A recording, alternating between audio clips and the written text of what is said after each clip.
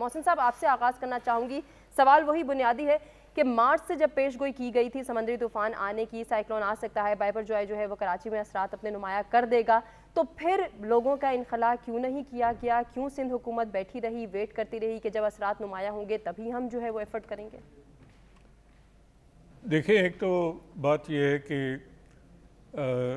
सिंध की हुकूमत और उसके हवाले से अवाम में काफ़ी कुछ बातें की जाती है और सिंध में पीपल्स पार्टी को तकरीबन 15 साल हो गए हैं हुकूमत करते हुए।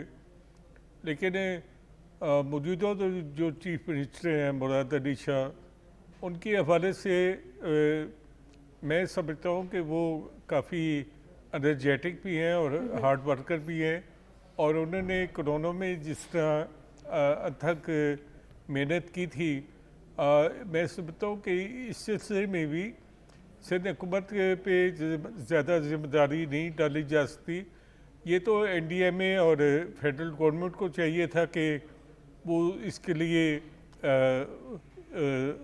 पहले से अलर्ट जारी करते और उनको इस काम में मजबूर भी करते। और अक्सर हमने देखा है कि ऐसे तूफान जो हैं वो कराची तक आने से पहले ही रास्ता मोड़ जाते हैं।